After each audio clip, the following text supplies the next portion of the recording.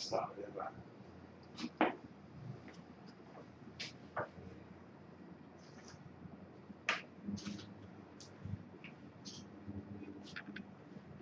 Good evening, good morning, good afternoon, depending on which time zone you're in.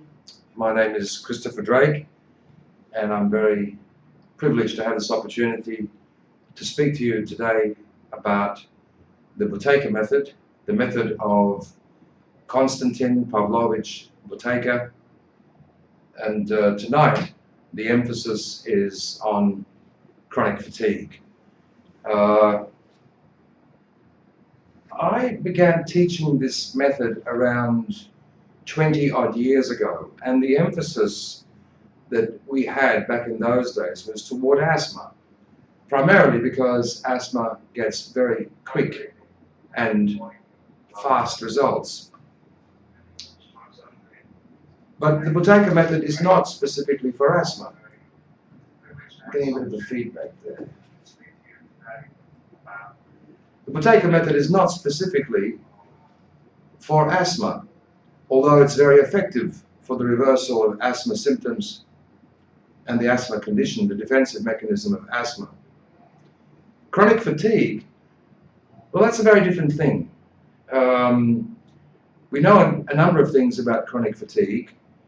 It, like most of the chronic illnesses that blight contemporary society, asthma, angina, allergies, diabetes, multiple sclerosis, lupus, emphysema, hormonal disorders, sleep apnea, insomnia, and all this category of the diseases of civilization, as they were once called, doesn't have an official cause.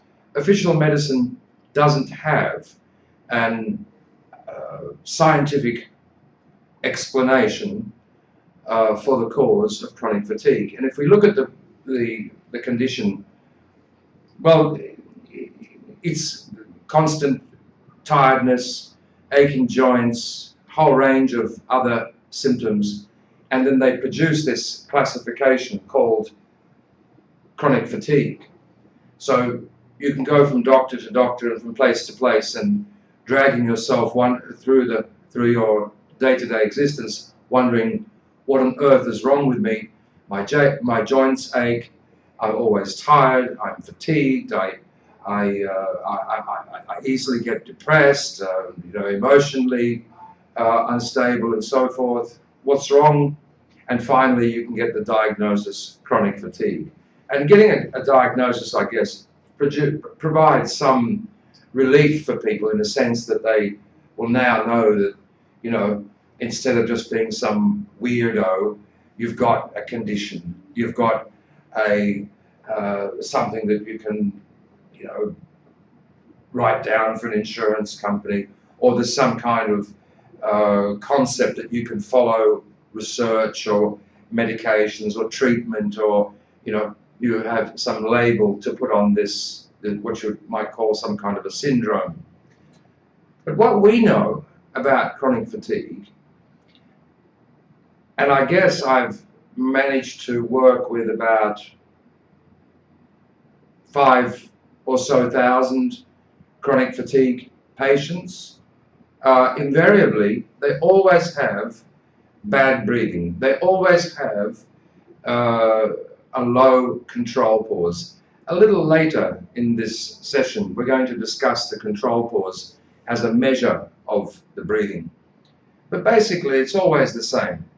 They have similar complaints. They have this diagnosis of chronic fatigue. They begin to practice the Buteyko method. They always have, as I said, lousy breathing, low control pause. And as their control pause starts to improve, their symptoms begin also to improve. They need a little less sleep, they feel a little brighter, and generally they're at least going in the direction of recovery.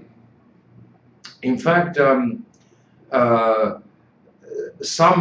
of the students that I've dealt with with this so-called diagnosis, chronic fatigue.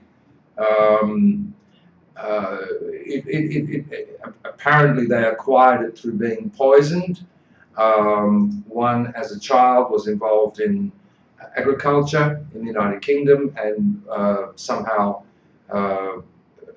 received some very heavy dosage of medication, of pesticides or herbicides. I don't know which ones.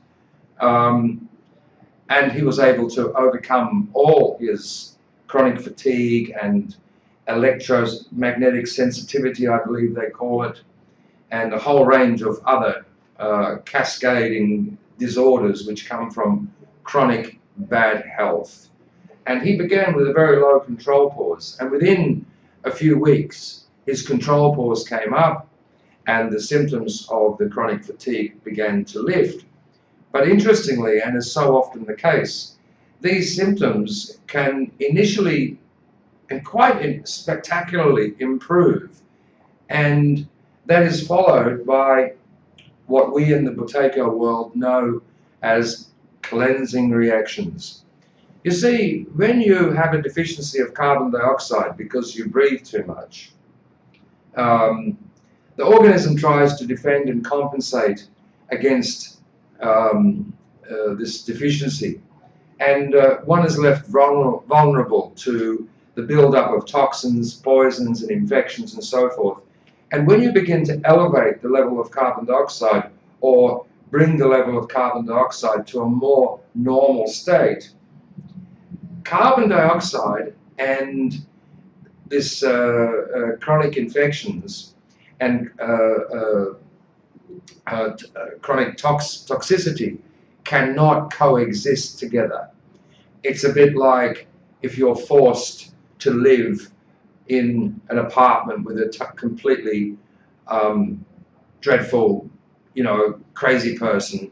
Ultimately, one of you has to leave. Either you're going to leave or they're going to leave. So when this level of carbon dioxide improves in the organism, sure, you feel brighter, lighter, stronger, muscle pain, inflammation comes off, you need less sleep, you have more energy and so forth. But now comes the war, if you will, in which the level of carbon dioxide cannot coexist with underlying infections and the toxicity and so forth. And so quite often the case, people with severe chronic fatigue, I'm not even entirely comfortable with continually referring to this condition as chronic fatigue. Medical authorities have got some pretty fancy names for it. The ME Association feels that myalgic encephalopathy is a better word. Some people call it chronic fatigue syndrome. Some call it post-viral chronic fatigue, PVFS, and some call it CFIDS, chronic fatigue immune dysfunction syndrome, or CFIDS. I mean, it sounds like one of the alphabet soup organizations of the United States government.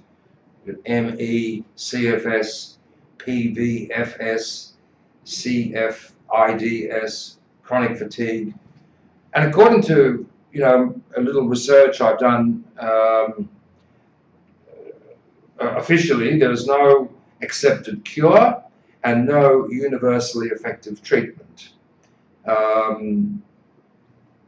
I have, of course, having taught thousands of people with chronic fatigue Buteyko method, I've actually learned more from them than I knew about the disease myself, because we just teach the normalization of breathing. And so these people would often go through all kinds of medicamental interventions. Some would have the mercury removed from their teeth and so forth. And that sounds like an unassailably logical thing to do, to remove poisons from your mouth, from your teeth, and have them replaced with something non-toxic. But from my small sampling of patients and what I've seen, at least the ones I've been engaged with, that didn't seem to help very much. They still had the chronic fatigue afterwards. And also, as a matter of interest, I've seen thousands of people with emphysema and COPD, and quite often they've got a mouthful of mercury fillings, particularly the older people, and they don't have chronic fatigue, they have COPD or emphysema. So I'm not sure there's a linear relationship between having a mouthful of mercury poisons and chronic fatigue. Although I can't argue with the idea to have these poisons removed from the teeth or from the organism, because I can't see how they could be doing any good. But certainly as a treatment, from what I've seen on the ground, from what I've seen, I haven't seen consistent changes, but there might be. What we always see is that people with the chronic fatigue and this range of symptoms invariably have a low control pause. So now, as I mentioned earlier, I'm actually going to go into this control pause a little bit more. This is very important, and it doesn't matter if you have asthma, if you have allergies, if you have chronic fatigue, if you have obesity, if you have sleep apnea, or any one of these chronic ailments, chronic conditions, which were formerly known as the diseases of civilization. What I'm about to teach you, what I'm about to explain to you, is equally relevant. The control pause measures your breathing. The control pause measures the sensitivity of your respiratory center. It is the cornerstone. It is the heart of Buteyko's approach. His discovery, his approach, and what he prescribes to augment the health and discharge chronic disease. The control pause is at the heart of it. So I'm just going to, it's a good thing that I can teach breathing, because as you can see, I'm not much of an artist.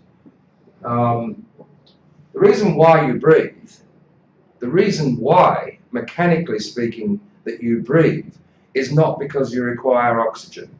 You do require oxygen, and it's a good thing that we get oxygen when you breathe, but that is not the driving mechanism of what causes you to breathe. What causes you to breathe is a relationship between your respiratory center, which is located in what's called the medulla oblongata part of the brain, respiratory center,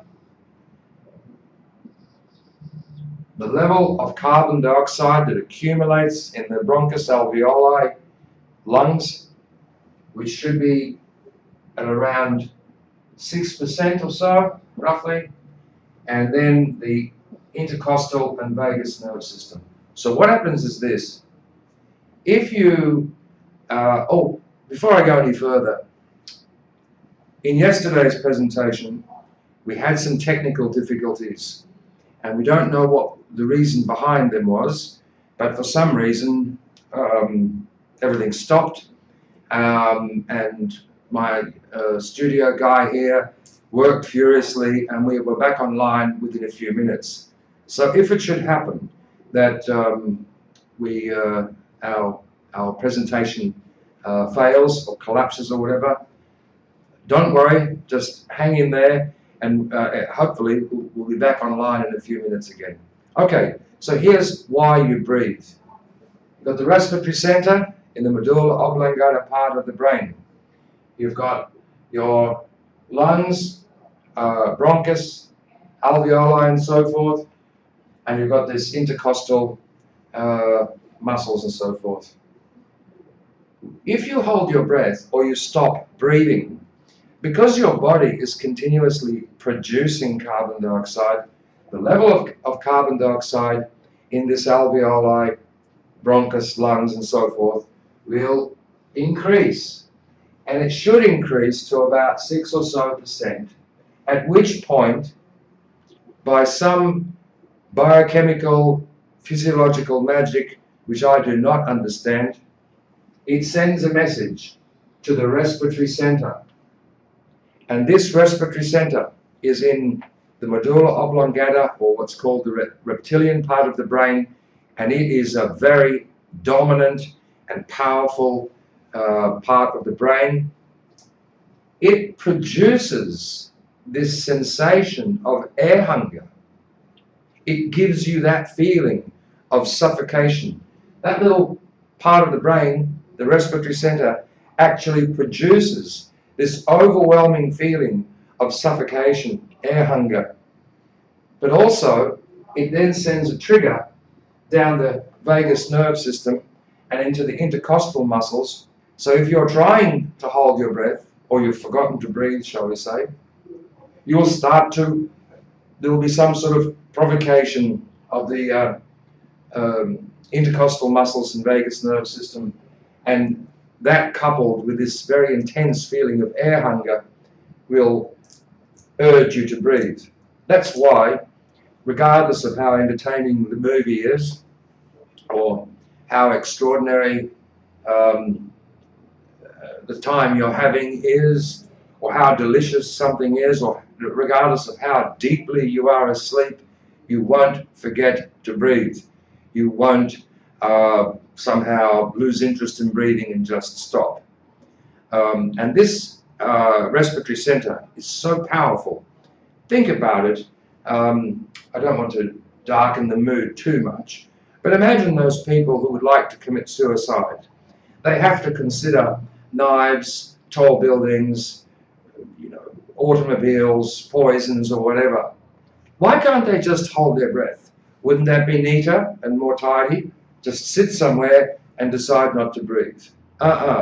Because the respiratory center is much stronger than your willpower or your philosophy, beliefs, ideas, because it's in this very primal and enormously powerful part of the brain, and you can't even have any competing thoughts when you have the sensation of suffocation. So once again, let's go through this. When you're not breathing, or you've stopped breathing, or in between breaths, the level of carbon dioxide improves in the alveoli, bronchus, and so forth. That sends a message to the respiratory center. The respiratory center then produces this sensation of air hunger, suffocation, in addition to some sort of provocation to the intercostal muscles and vagus nerve system, and that is actually why you breathe. Once again, you do need oxygen, and it's a good thing that we get oxygen when we breathe, but maybe you weren't aware of this. If I were to have some magical device and I could somehow suck out the oxygen from the room that you're in as you watch this, you would not begin to have some sensation that you have a shortage of oxygen. You would not begin to pant or begin to try to breathe more. You would not feel that feeling of suffocation. You just get sleepy. You probably sort of go to sleep. You might faint even, and you die through lack of oxygen. If, however, I were to escalate the level of carbon dioxide in the room in which you presently sit, say I were to double it or triple the level of CO2, all of a sudden you would feel breathless. You would need to breathe more. You would feel this great urge to breathe, to take in more air, to remove that feeling of suffocation. And this goes to show that, in fact, the reason why we breathe is because, or the driving mechanism of breathing is carbon dioxide. Once again, respiratory center located in the medulla oblongata part of the brain, lungs and alveoli, they develop a higher level of CO2 when you're not breathing. Somehow, when it reaches around 6.5% or so, it sends a trigger to the respiratory center. It in turn triggers the vagus nerve system, the intercostal muscles, and produce this feeling of suffocation or air hunger. So that's why you breathe. And Professor Buteyko, in his genius, developed a technique that we can actually determine how much you breathe by measuring the sensitivity of your respiratory center, by measuring how sensitive this part of your brain is to carbon dioxide. We can mathematically deduct, on average, your ventilation. Almost in the same way, if a car travels, if it takes 1 hour for a car to travel 50 miles, what was the average speed of that car? 50 miles per hour. So in a similar way, we can actually determine your involuntary breathing pattern with a simple breath holding maneuver, which I'm going to show you now. But I'm going to clean up this cord first. Now, if you have just eaten or run up the stairs or had half a bottle of scotch or 2 espressos or something, or just taken a Ventolin or whatever, this reading may not be accurate because it's a physiological measurement, which means you should be at rest, and you shouldn't have just eaten, for example, or you shouldn't have just exerted yourself physically. But if you're sitting down calmly, and don't do it now, watch me do it a few times first, and then I'll explain to you how this works, and then we can do it together. So we want to measure how long you can hold your breath after a normal exhalation until you feel the urge to breathe. And as you may remember, that urge to breathe comes from the sensitivity of your respiratory center, because that's what we're doing now. We're going to measure the sensitivity of your respiratory center. And by doing this, we can actually determine your average ventilation. So we want to time how many seconds you can hold your breath before you feel that urge to breathe. And we're going to do it this way. Don't do it now. Just watch me first. I'm going to say breath in, breath out. Then I'm going to say hold. Then you hold your breath. And then I'm going to count the seconds as they pass. And at a certain point, you will feel some urge to breathe.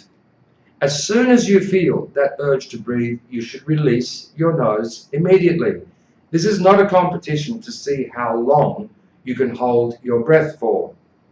This is a physiological measurement to see how many seconds it takes for your respiratory center to be triggered by the level of carbon dioxide. Don't do it yet, just watch me and I will show you again how we do it. I will say, make a breath in and make a breath out and hold.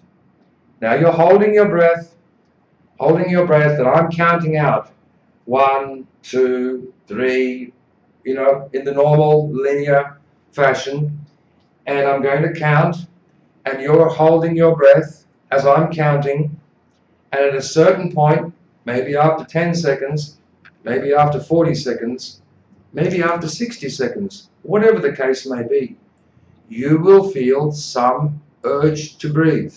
You will feel some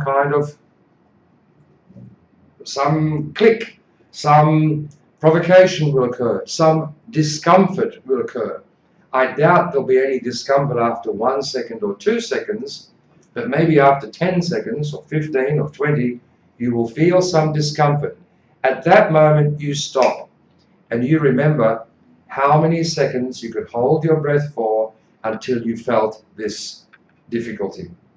So we're going to do it now. So I just want you to sit in a relaxed way. Don't forget, we make a breath in and a breath out and then hold. We don't make a deep breath in and a full breath out, or a very tiny breath in and a tiny breath out. We just make a normal breath in, a normal breath out, and then hold. Okay, so this time, and don't worry if you get it wrong or you blow it, because you can do it again and check again, and we can also do it again anyway, so just relax. All right, so just relax a little bit first. Okay, so let's make a breath in and breath out and hold.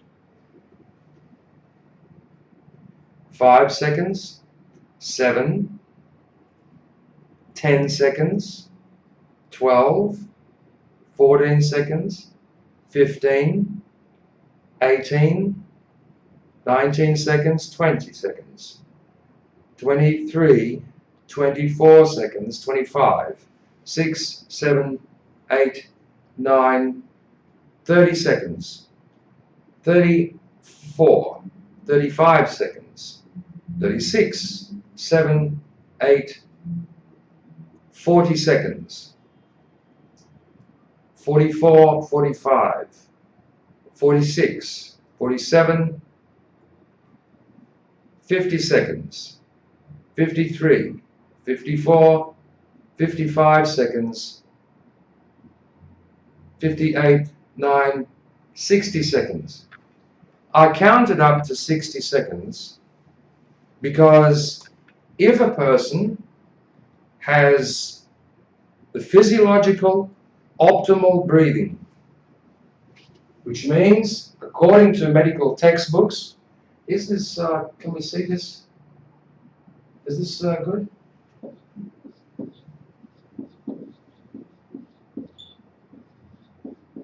Maybe you want to focus on this. If a person has optimal breathing, perfect breathing, breathing according to the physiological medical textbooks, they will breathe on average around 3 to 4 liters per minute, and they will have a control pause of 60 seconds. I can tell you this, any person who can effortlessly hold their breath for around 50 to 60 seconds does not have asthma, or allergies, or chronic fatigue, or angina, or high blood pressure, or bronchiectasis, or emphysema. Most certainly they don't have chronic fatigue, insomnia, and any of these diseases of civilizations. This was one of the cornerstones of Professor Buteyko's discovery. What he realized was that nobody who had optimal breathing and an optimal level of carbon dioxide suffered with any kind of chronic. They could have infectious disease, they could have congenital disease perhaps, but they could not somehow have, they did not sustain any kind of chronic disease, these diseases of civilization. So if you have a control pause of 60, I can say to you just like, best of luck, and we can't do anything for you at Buteyko method, because basically your breathing is optimal and there's nothing for us to do except wish you well. If your control pause was around 30 seconds, that would mean that you breathe for 2 people. You breathe twice as much as you should. Can you imagine if you had double the blood pressure, or you ate for 2 people, or slept for 2 people, or you had sugar level for 2 people? It would be rather serious, wouldn't it? If you have a control pause at around 20 seconds, it means, on average, roughly speaking, you breathe for 3 people. You breathe 3 times more than you should. And as a consequence, just for the reasons of physiology, biology, biochemistry, and so forth, if you breathe 2 or 3 times more than you should expect there will be consequences. You should expect there will be defense and compensation mechanisms, damage to the organism, and the arising, according to your genetic predisposition, of one chronic disease or the other. If you have a control pause of around 10 seconds, it means you breathe for 6 people. You breathe 6 times more than you should. And you're sick, and you know it. You'll have, if you don't have asthma, you'll have allergies. If you don't have allergies, you'll have diabetes. If you don't have diabetes, you'll be overweight. If it's not overweight, you'll have fatigue. If it's not fatigue, you'll have migraines. It'll be one thing or the other. And you'll be ill and you'll be regularly seeing the doctor. If you're a young person, maybe because, you know, as we get older, we lose more and more CO2 and the levels drop. So you may not have very serious diseases yet, but they will occur not because of any sort of negative thinking or, you know, fear-mongering, but because it's just biochemistry, it's just physiology. If you breathe 6 times more than you should, you will have all kinds of health problems. One person can have asthma, somebody else can have bronchiectasis, someone else can develop cystic fibrosis, someone else can develop obesity, stupidity, depression, or whatever the condition is.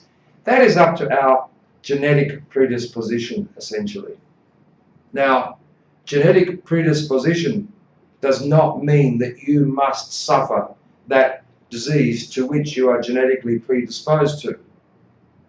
We are all genetically predisposed to bleed to death if we are cut. If someone slits your throat, you're going to bleed to death because you're genetically predisposed that way. We all are. But you won't bleed to death unless your throat is slit, unless some injury like that occurs. Likewise, even if you have the genetic predisposition to chronic fatigue, fibromyalgia, asthma, snoring, sleep apnea, it needs the cofactor of the hyperventilation. It needs the loss of CO2 for that disease to arise. If you have a control pause of 5 seconds, it means you breathe. Well, actually, when control pause is around this area, virtually it's time to call 911. If you go to a hospital and you go to the maternity ward where you'll see the little babies, I mean, you can't do this, they'll put you in jail, of course, but what you could do, theoretically, is you could get one of these newborn babies, brand new, just born, and pinch their nose and keep their mouth closed, and you will find that they can hold their breath for minutes. They can happily not breathe for several minutes. Ask any mother of a newborn child about, has she ever experienced the tremendous wave of fear when she sees her child sleeping and it is breathing so gently, so softly, that she thinks it's stopped. That's how subtle, that's how light, that's how delicate and refined their breathing is. Now from the maternity ward, after observing how babies breathe, look, it's invisible. It's not detectable, their breathing. It's so light. Now go to the ward for the terminally ill. And this is where Professor Buteyko made, or where he had, an epiphany about his ideas and the method and so forth. Nurses know a great deal more than doctors about some things because they actually spend more time with patients. And when Professor Buteyko spoke to the nursing staff, he discovered that these old Russian nurses could look at a terminally ill person and basically know how long they had to live. They could sort of just, you know, say, oh, he'll be gone tomorrow or tonight, or he's got a few more days left, because they instinctively knew about the breathing without even being aware that they were watching the breathing. So this, in the time of death, when the organism is about to, when the pH is shifted to alkalosis, and death is coming, the breathing becomes enormous. And Buteyko realized, look at this, the end of life, gasping for air, breathless, can't catch their breath. It even develops into a thing called chain stroke breathing. And now look at a newborn, brimming full with carbon dioxide, and can effortlessly hold their breath. I mean, I'm sure you're all aware that one trick to get a child to swim is when they're a baby, just throw them in the pool. And they actually learn to swim before they need to breathe. So that's how, and as we get older, as we get poisoned, as we develop stress, perhaps some ineffective philosophies, we've been exploited or we've been poisoned or whatever the multifactorial number of things arise in which our health is impinged upon, our breathing becomes deeper, our control pause gets lower, the level of carbon dioxide reduces, and now the organism is struggling, trying to find ways to defend and compensate against the loss of CO2, and then it can't really cope with infections and toxins, and so you end up with this cascade of health problems. So I think some people are asking some questions. I will try to answer them. No, they're not questions. It's just a message. You sent me a message, excuse me. Send me a message.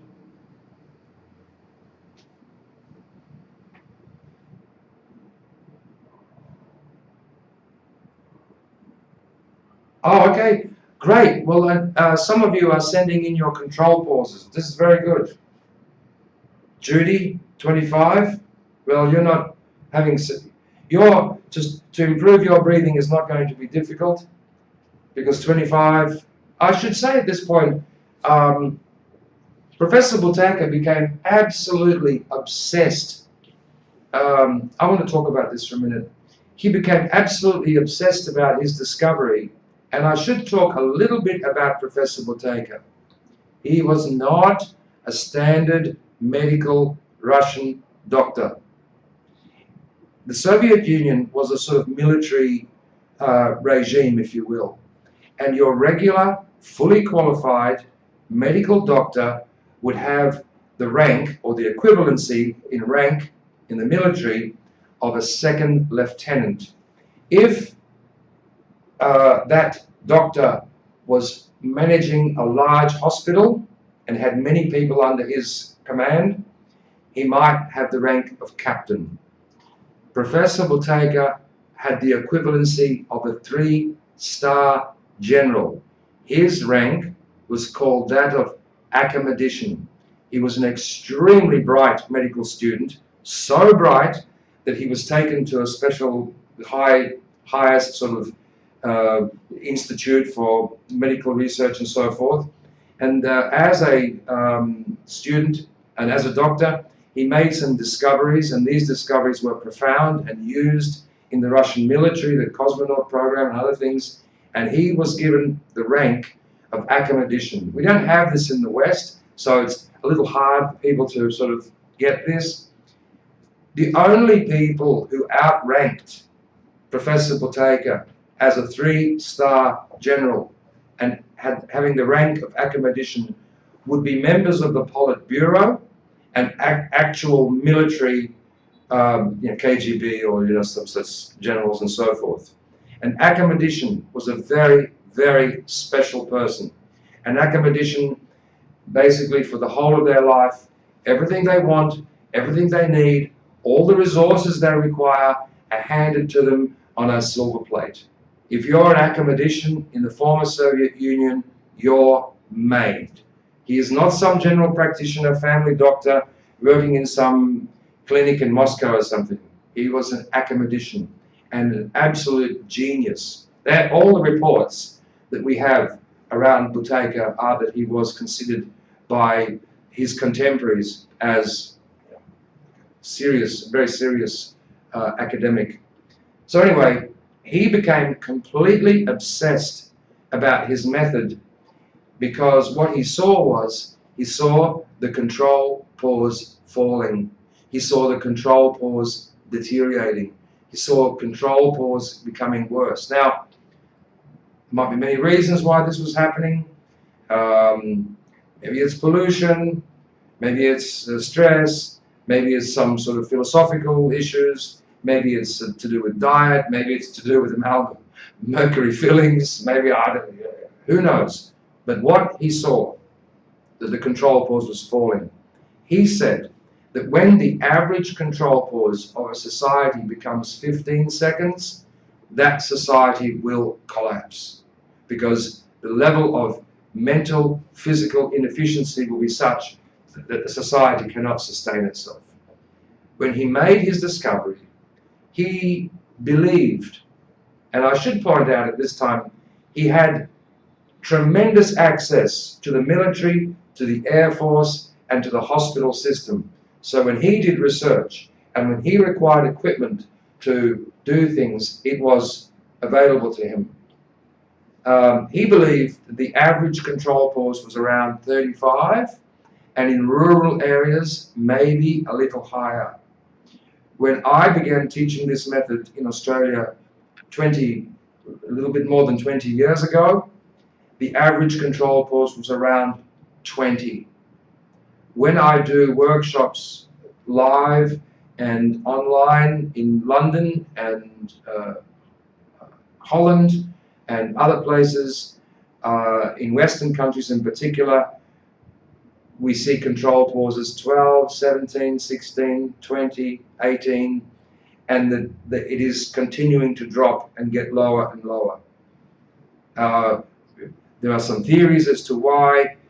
I mean, you could join certain dots together, but ultimately it doesn't matter why.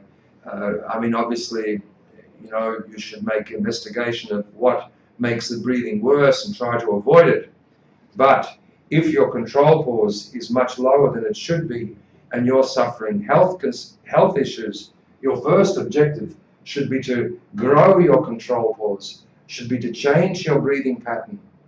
Now, I know that this talk is specifically about chronic fatigue, and a lot of people who have chronic fatigue have this fibromyalgia and ranges of other symptoms and so forth. I can say this plainly: I've seen thousands of people with these complaints. Invariably, basically every time, they improve. Their condition improves. However, if the condition is quite a deep one, and if the control pause when they start is quite low, after they get their first wave of improvement, like for the first time, perhaps in months or years, they feel bright. They feel reasonably strong for a change. They, feel like maybe something is shifting. Well, shortly after that, their condition deteriorates again, and a war starts between those underlying factors which are causing this condition or part of this condition, and this improved level of carbon dioxide. So I guess you could develop it into thirds. A third of the people that come with these so-called chronic fatigue symptoms, they do the workshop. Within 5 days, 7 days, 10 days, they're dramatically improved, and they go on just to get better, and that's it. Another segment would be, it takes them, they see improvement within a few days or a week, and then it's a bit of a wrestle, and they have to work at it, and it takes a few months. But still, there's linear, obvious, incontrovertible improvement, and they usually are very well motivated. And we have another third, where the diseases, they are very toxic, they have other complex conditions involved, there's lots of medications, they have some emotional issues, mental issues, and it's more of a much bigger job to solve this problem out. But still, the same rule applies. Within 3 or 4 days, they are suspicious that they feel maybe something goes their way, and if they continue to work, they get some results. But they will have a sanogenesis or cleansing reactions quite often, and they're often not very pleasant, but they come and go, and there's that linear relationship between their control pause and their condition holds fast. Some people have sent in their control pauses.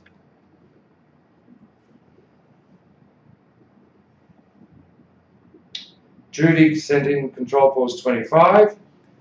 25 is not a great control pause, but it's not a difficult control pause to improve. So I don't know that your condition is, if you took your control pause accurately and you let go at the first difficulty, then I don't see, if you have chronic fatigue or any other of these symptoms, it's not terribly difficult. Likewise, you have Abe with a control pause of 28. Both of these control pauses are actually higher than what we normally see. We normally see very sick people. I guess that's because, you know, nobody wants to go to a workshop and practice breath holding and listen to a lot of rubbish about how to be healthy and all this kind of stuff. You'd much rather, you know, go on a holiday or something. So we usually get people who are sick. We usually get people who are in trouble, people whose lives have hit a bit of a brick wall. But as the control pause improves, as their ability to do maximum pause and forced breath holdings improve, their symptoms come off. And it's very rarely does it happen. Sometimes we get the odd person that stops for some reason which I can't explain. But most people, as soon as they've done 3 or 4 or 5 days of good coaching, regular practice, they're working hard at it, they're quite committed, then it's very obvious to them that they're on the right track. And why wouldn't you persist?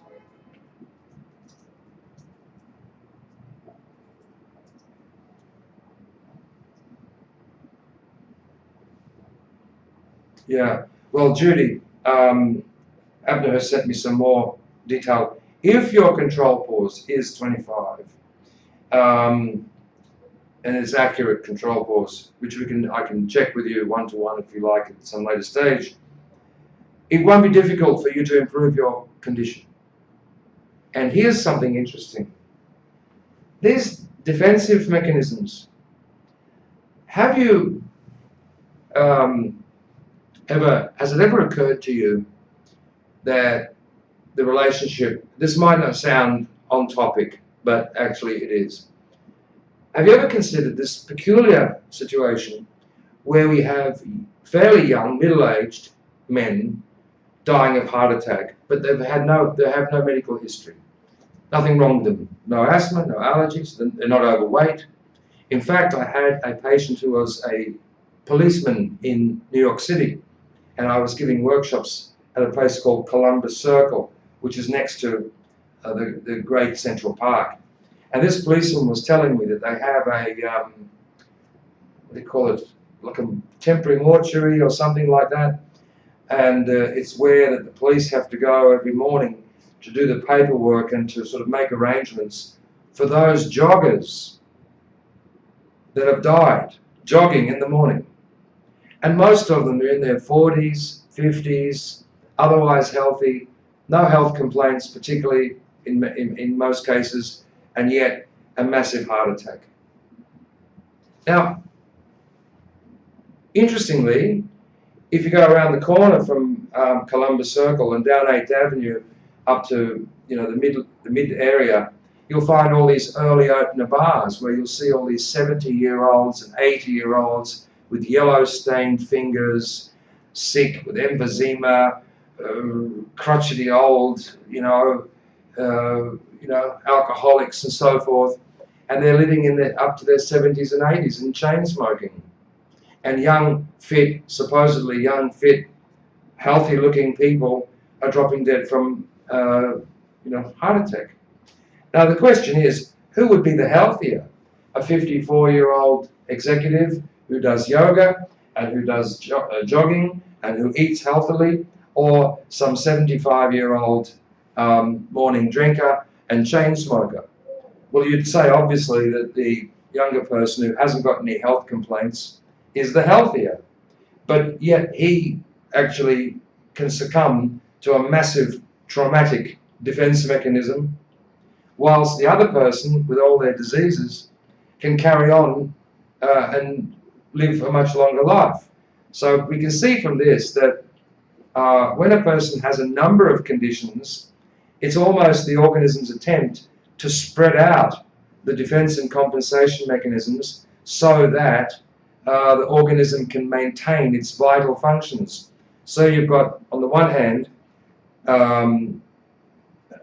as so often we have in our classes, some late middle-aged or early elderly person, 65 years old, is overweight, a little bit neurotic, high blood pressure, diabetic, has arthritis, and a few other conditions as well. Or we can have somebody who has only one condition, but that one condition is life-threatening. And this is the organism's attempt, according to its defense and compensation mechanisms, to keep some homeostasis. I know it sounds unusual, but we have this situation with this, as you can see, the relationship between health and fitness is not mutually exclusive. As I said, we have these elderly with emphysema, chain smokers, drinkers in their 70s and 80s, still alive, hobbling around, lots of health complaints, and we compare that to someone like Flojo, who was the fastest woman, I believe she was a sprinter, in the world. She was a black woman, very attractive. She was known for wearing a bit of jewelry, which is unusual for athletes apparently. And she apparently was the fastest woman in the world. And she died from a massive respiratory trauma. So people's ideas on how the organism works and what health is and what fitness is and this biology and biochemistry are not necessarily in sync with what's really going on. So in the case of Judy, you've got lots of symptoms there. They can all be dramatically improved as you improve your control pause. You'd need to do a proper workshop. You'd need to develop what's called forced breath holding pauses or maximum pauses. And I would suggest that all the symptoms that you've written down to me can be reversed. But I also do have some suspicion that maybe your control pause is not quite 25. It's possible, it could be, but usually control pauses with these sorts of conditions, like anxiety and so forth, are a bit lower than that.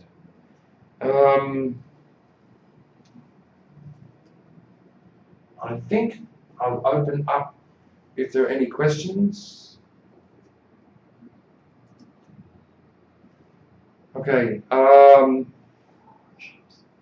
Workshops. Yes. So if you go to our events page, you will see that there are workshops. We've got a 5-day workshop, and we do this on a video conferencing system. So it's like a group of people, no more than 10. We have a maximum of 10 people in a class, and myself or one of my practitioners. Mind you, I keep a close eye on how the workshops are going. You work together, and you practice breath holding, and you practice. You learn and are coached in Buteyko's ideas, how to improve your breathing, how to overcome your symptoms, and how to, most importantly, improve your control pause. And we've got a 5-day workshop. We've got a workshop that goes over 2 weeks, and we've got a workshop that goes over 1 month. If you're not really that, because the prices vary obviously, so you might say, I'm not sure that I want to commit to a 1-month course. Don't worry, you can do the 1-week course, and in that time you should already see for yourself some improvement, and then you can make a decision if you need to do more work. So you don't need to overcommit. But generally speaking, those people with emphysema, COPD, lupus, multiple sclerosis, serious chronic health problems, control pause less than 20, I would recommend the 1 month course. However, you will get tremendous benefit from a 2-week course, and it may well be enough to solve out your problems. And those who are pretty healthy, or control pause well, above 25 and so forth, I think the 5-day course is well enough. But those who are unsure about what degree they want to commit to this, and you just want to stick your toe in, so to speak, then I can recommend that you just do the 5-day course just to see how it works for you. We also have one-to-one training because our courses may not be convenient, although we're going to be trying to do different courses in the different time zones that hopefully will accommodate as many people as possible. We've got courses for children. We'll be running courses specifically for those with emphysema and COPD. Generally speaking, with chronic fatigue, I'd recommend the 2 weeks or 1 month. But as I said, if you only want to make a small commitment to see if this is for you, and if it yields some results, try the 5-day course. At least you'll know if you're on the right track or not.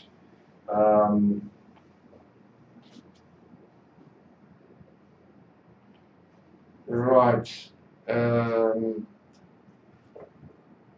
Hi Patrick. How does the Buteyko method go about reversing chronic fatigue? I've just been talking about that for the last hour. Okay, but I'll try to, in essential terms, according to Buteyko's idea and what I've seen in my own practice over the last 2 decades, is that all people with chronic fatigue have a less than optimal control pause. It means they breathe too much, and when their breathing improves, their immune system improves, consequently their ability to discharge poisons and toxins and infections improves, their metabolic rate improves, blood pressure normalizes, and they basically can reverse the symptoms. Chronic fatigue really is a catchphrase for a group of symptoms. I can't really, malaria, we know what malaria is. There is a contagion, and so you can't have malaria unless you have this malaria contagion. Chronic fatigue is a description of symptoms, and that is why, just like all the chronic diseases, official medicine hasn't got a cause for it. They've given it a name, and they prescribe all kinds of treatments, and all kinds of research is being done, and health departments put out little booklets, and they develop quite fancy sort of Latin-based, Greek-based technical names for it, and lots of medications and doctors and research and everything is all. It's an industry basically around something which no one knows exactly what causes it. Well, what we know is we never ever see somebody with chronic fatigue who has a control pause of 50 or 60. Never seen it. And the Buteyko would say it doesn't happen, doesn't exist. So I'll see. But thank you for your question, Patrick. Maybe you tuned in a bit late. Elena, I've been practicing for over a year. I trained myself, although I want to do a proper training. I began with 20 seconds CP, but I've only increased it to 25 to 30. Well, still, it's better to have an increase than nothing. Over this period of time, and in general, it is quite erratic. Still, I practice regularly, and it's been very helpful in many ways.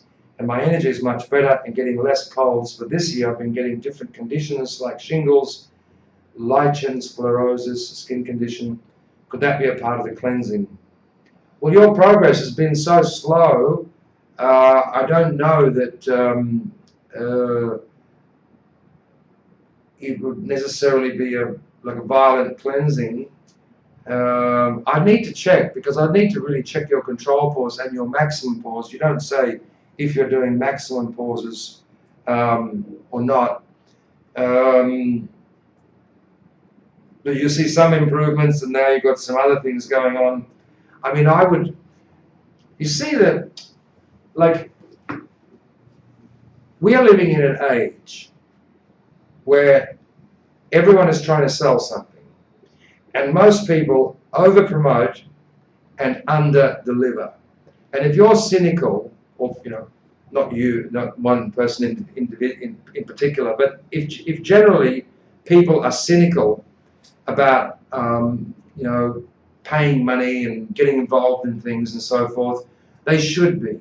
They should be extremely cynical, because just look at our so-called, you know, capitalist system, or whatever you want to call it. Anyway, and I know that people would say, well, look, well, show me what to do with the breathing. How should I breathe?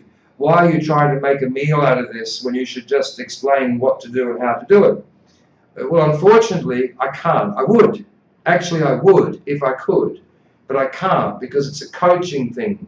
I request that you practice a certain exercise, and then I check your results, and then I analyze and feedback, and where you're doing well, I leave that alone, and where you're falling down, we try to improve that part of your practice.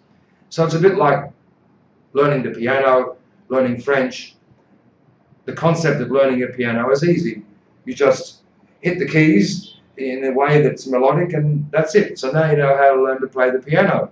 How do you play golf? Just hit the ball with your club, and now you can try to take on Tiger Woods, because now you know how to play golf.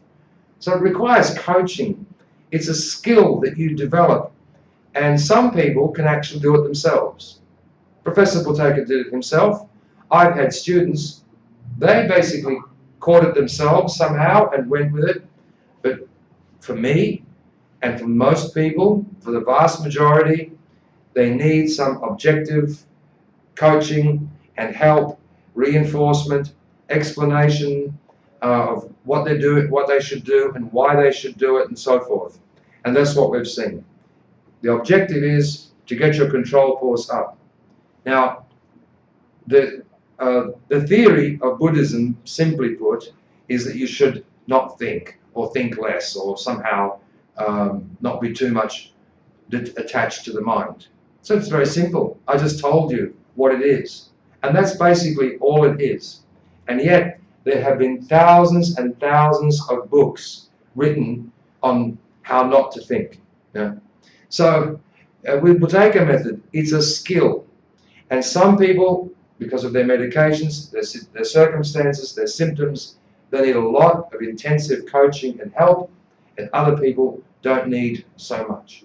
So we are not trying to, you know, we've got some magical breathing method that we're going to keep away from you, and that you have to pay money in order that we will tell you what the magic. No, it's not that. It's basically coaching and developing your skills, breath holding skills, and learning Buteyko's ideas on how to live your life so that your control force improves and so that you can discharge your disease. I don't want to say it's very complicated, but it is somehow very complicated.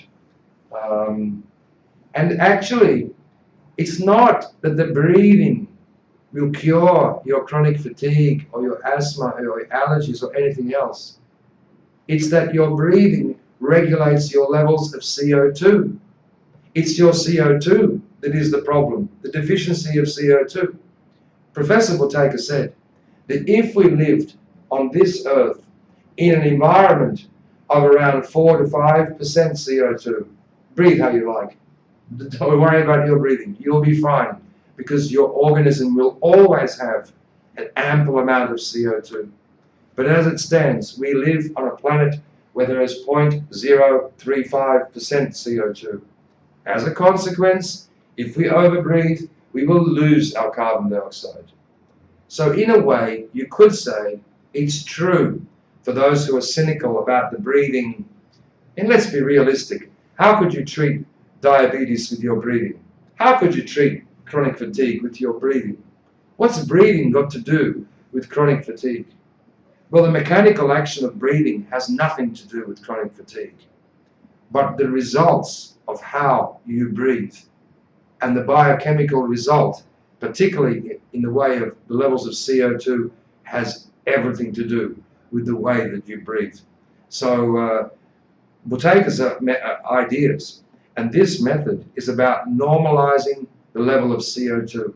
And the way that Buteyko developed to normalize and improve the level of CO2 within the human organism was to change your breathing pattern to make it within the physiologically recommended norms, because that will maintain an optimal level of carbon dioxide. I think we have some more questions.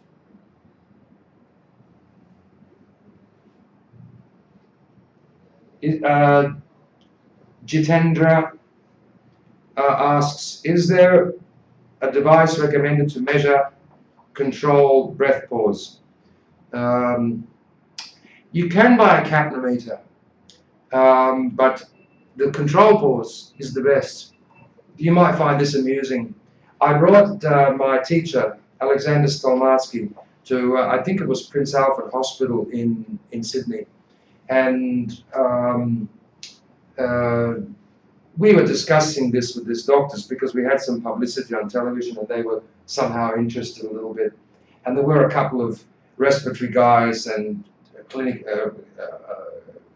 guys that do clinical measurements there and so forth. And they were talking about how they measure the level of CO2 in the organism. It's very complicated, very difficult. And they were also talking about spirometry, which is this kind of medical technology whereby you breathe through hoses, and they can even put you in what's called a body box. It's a very elaborate procedure. And when Stolmatsky showed them the control pause and explained it to them and so forth, and then they checked it to see if it was accurate or not, there was like this disgust. There was like they were upset actually. It's a bit like if you've got this elaborate contraption that's cost you, hundreds of thousands of dollars, and you need to have a PhD in order to operate it, and it's so complicated, and the computer's wearing out, and it's spitting out these very complicated readings, and it's all very, very highly technical, and someone comes along with a stick and can do the same thing, So Stolmatsky, with his stopwatch and his breath holding, done in a very certain way, and applied with this basic formula, this is a simplified version, could actually be virtually as accurate, even in some cases more accurate almost, and also save a vast amount of time than all this equipment. So I would recommend the control pause. It's very simple. You make a breath in, you make a breath out. You hold your breath. You record the number of seconds that transpire, and as soon as you feel the first urge to breathe, you know that your respiratory center has been triggered. You let go at that point, and your control pause was 10, 17, 20, 30, or whatever. You divide it into 60, which is the optimal, and you can see your average rate of respiration. If you just had a double espresso or half a bottle of scotch, or you've just woken up, or you've just had food, or you've just exerted yourself physically, well, of course, it's not going to be accurate, because blood pressure wouldn't be accurate, pulse wouldn't be accurate, or any other physiological measurement wouldn't be accurate under those circumstances. Okay, I'm seeing.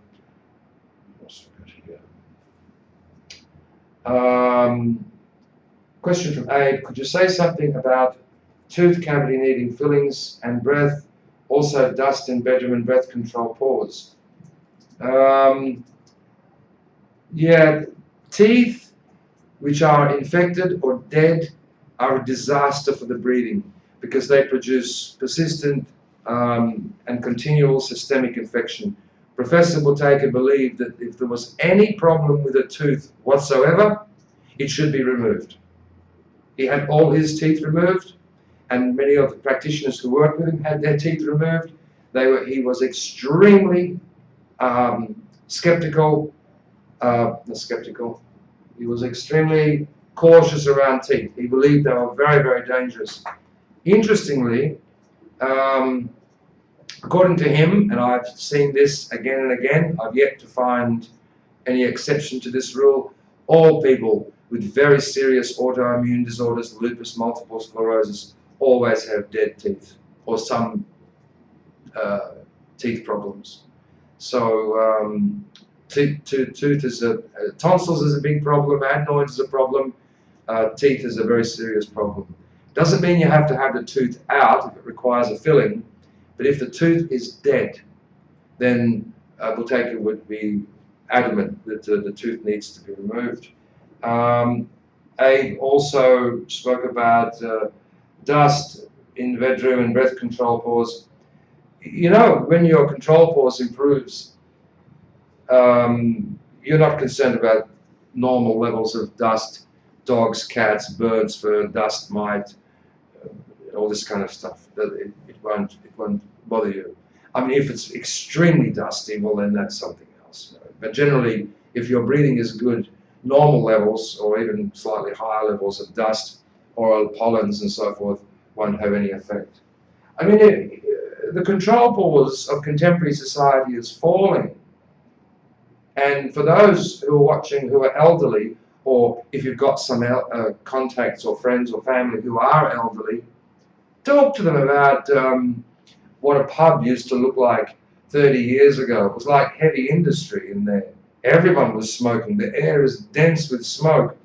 And asthma, migraines, depression, allergies, it's not really happening much. And these days, if you're in Los Angeles and you're smoking on the footpath somewhere, someone across the road has an allergic attack and will have you arrested for terrorism or something. So as you can see, the threshold of excitability with allergic reactions is growing. And it was always a big conundrum in countries that are very polluted against countries that are very not polluted. Why is it that Switzerland has more asthma and allergies and cardiovascular disease than East Germany used to have? And East Germany is a polluted disaster area, and Switzerland is comparatively clean. So New Zealand, perhaps, I'm just guessing now, probably the cleanest country on the planet.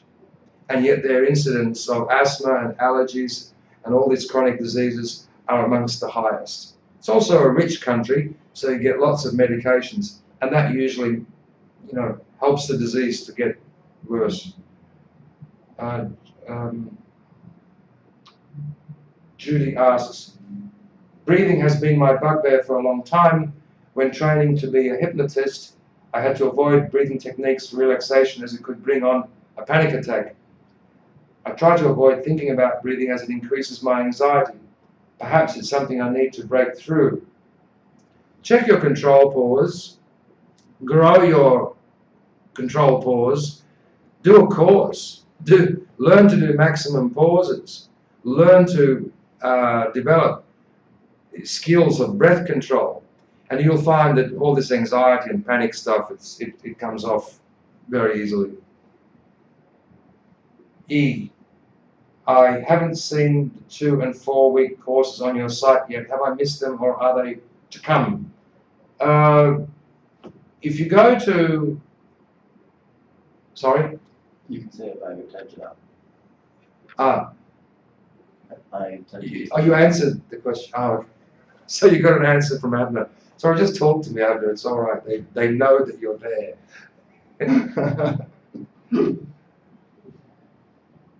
Jitendra asks, does this method help cancer patients? The word cancer is improper to describe the varieties of what they call cancer. I've had about 30 or 40 cases that I've dealt with myself.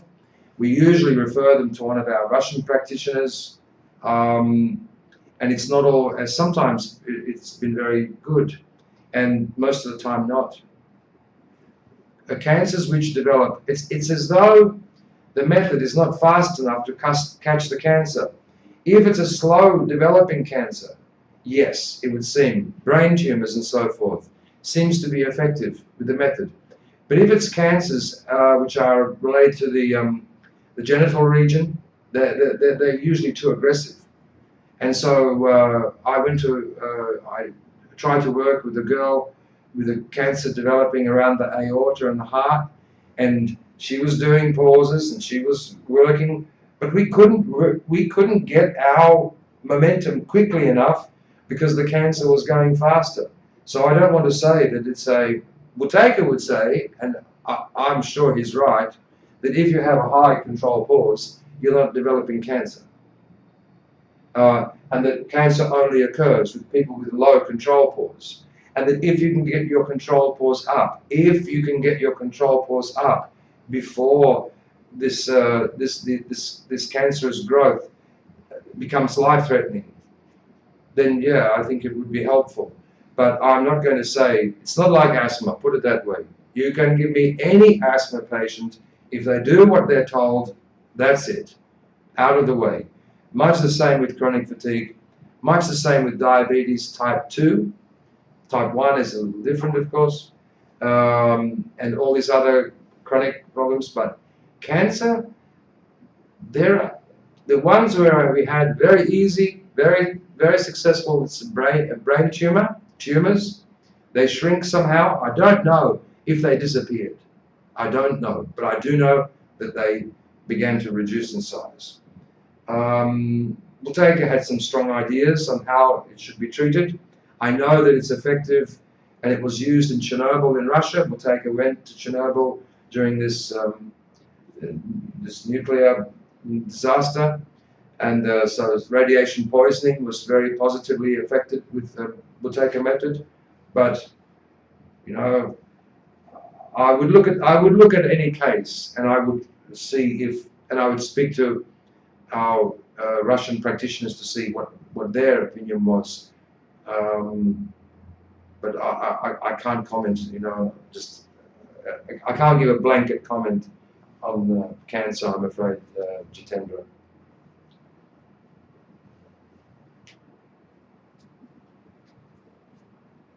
Abe asks, what is the maximum pause? Maximum pause is a maximum breath holding. We hold your breath for as long as you can. In yoga, it's called the Kumbhaka practice, and it's something that has to be used in a very particular way, in a very prescribed way. It's not a health thing where you just hold your breath, you know, because you think it's good for you. It must be done with a very particular purpose, in a sequence, because what you want to do is retrain your respiratory center. You want to make your respiratory center less sensitive to carbon dioxide. So it's something that is integral in a part of the training. It's one part of the training, but you won't get results without maximum pauses. You have to do them. You have to be coached in them. You have to learn techniques so you can extend them. And it's not just holding your breath for as long as you can.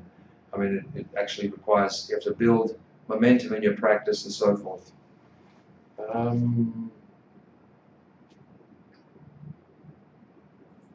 I think that's it, is it? Okay. Well, I would like to thank you very much for everybody who's been watching, and particularly those who have been asking questions. I hope I've been able to answer them properly. I would encourage you all to be in contact with us if you have queries, if you're interested in attending one of our workshops, or even if you just want to know more. We are very happy to provide one-to-one consultations if you require that. And so thank you again. This is Learn Buteyko TV signing out. In, what is it, 2 hours from now? 10 o'clock. Yeah. In 1.5 roughly hours, we have another presentation where we're going to talk about the Learn Buteyko Basic Workshop. What's in it? What do we teach? And there I'm going to once again explain the control pause, and I'll probably also, if I've got the time, explain a little bit about Professor Buteyko's shallow breathing technique, and it's called the 5 fingers. So, oh, we've got another question. Ask one.